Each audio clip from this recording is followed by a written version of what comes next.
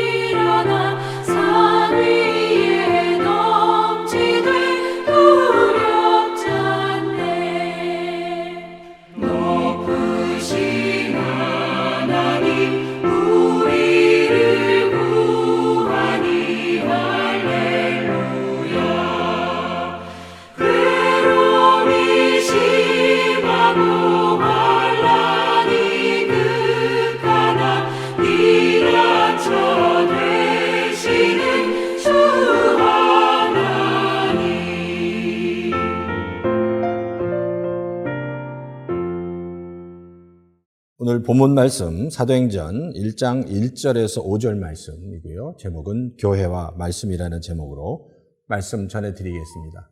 오늘 본문 중에 3절만 같이 읽도록 하겠습니다. 그가 고난 받으신 후에 또한 그들에게 확실한 많은 증거로 친히 살아계심을 나타내사 40일 동안 그들에게 보이시며 하나님의 나라의 일을 말씀하시니라. 아멘. 한국 교회사를 보면 서상윤이라는 인물이 나옵니다. 이 서상윤이라는 인물은 만주와 조선을 오가면서 인삼 장사를 한 사람이었습니다.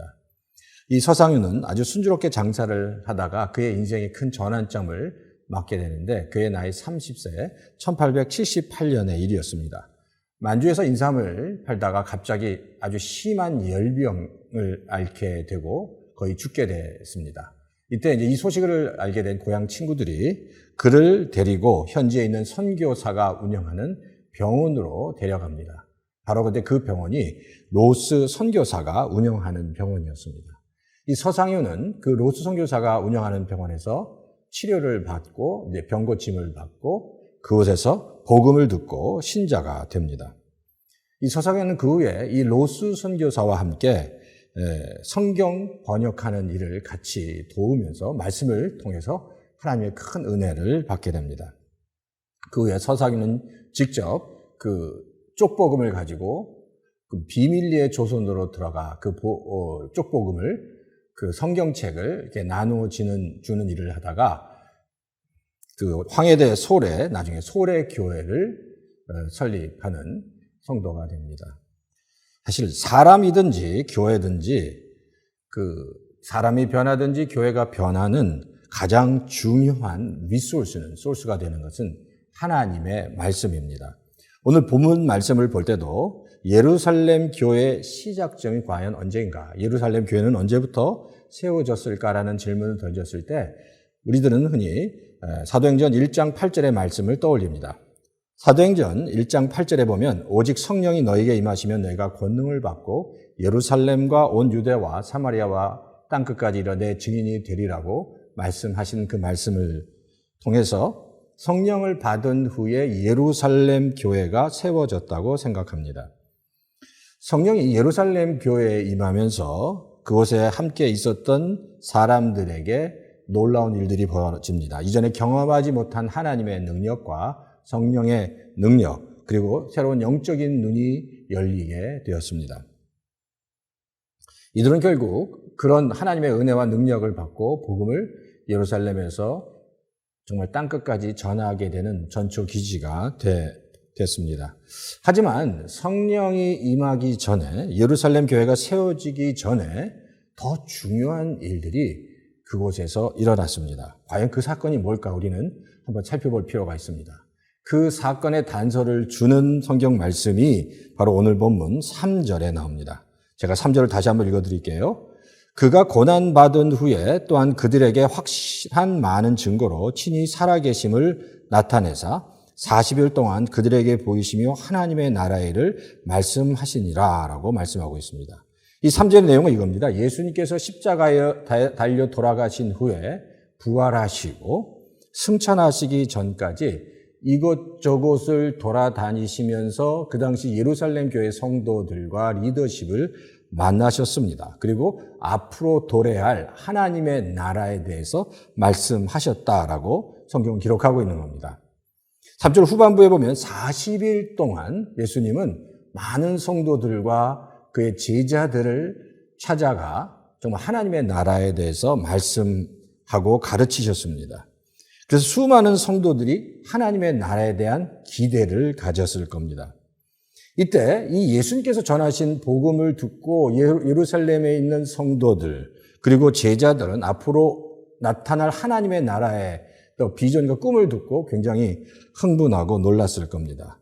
그리고 직접 예수님이 말씀하신 대로 예수님께서 승천하신 것을 보고 그리고 예수님께서 말씀하신 대로 성령이 임하는 것을 보고 예수님의 말씀하신 대로 예루살렘 교회가 세워지는 것을 보게 되었습니다.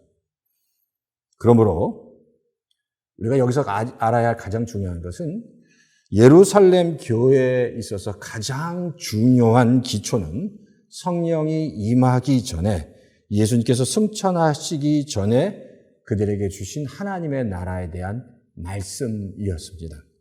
예루살렘 교회의 가장 중요한 기초는 하나님의 나라에 대한 예수님의 말씀의 기초였고 그 기초를 통해서 예루살렘 교회가 성장하게 됐다는 겁니다. 말씀 위에 세워진 교회, 가장 건강한 교회는 결국 말씀 위에 말씀을 토대로 한 교회라고 말씀드릴 수 있습니다.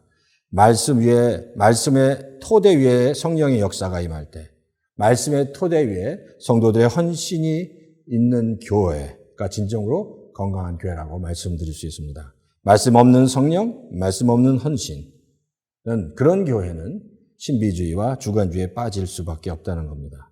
그러므로 가장 건강한 교회의 표본은 말씀 위에 세워진 교회라고 말씀드릴 수 있습니다. 이 땅에 두 번째로 세워진 수리아 안디옥 교회 역시 마찬가지입니다. 안디옥 교회는 예루살렘 교회가 하지 못한 세계 선교회를 감당한 교회였습니다. 만약에 안디옥 교회가 없었다면 복음이 팔레스타인 지역에 머물러 있었을 겁니다. 하지만 하나님께서 안디옥 교회를 사용하시면서 이 복음이 세계로 나가게 되는 세계 선교 사역을 감당하게 되는 놀라운 교회로 성장하게 됐다는 겁니다. 그럼 보세요. 안디옥 교회가 처음부터 이렇게 탁월하게 세계 선교 사역을 감당하게 된 교회가 되었을까요? 그렇지 않습니다. 사실 처음 안디옥 교회가 세워질 때는 여기저기서 흩어진 예루살렘으로부터 핍박받아 흩어진 그 성도들이 모이기 시작하면서 조금씩 모이기 시작하면서 안디옥 교회가 세워졌고 점점 그 숫자가 불어났을 때 예루살렘에서 바나바를 파송해서 그들을 말씀으로 교육했고 그리고 바나바가 자기의 역량이 부족하니까 바울을 청빙해서 함께 그들에게 복음과 말씀을 훈련시키면서 그리고 그 교회가 복음과 말씀 위에 토대를 쌓아가기 시작하면서 안디옥 교회는 폭발적으로 성장하게 된 겁니다.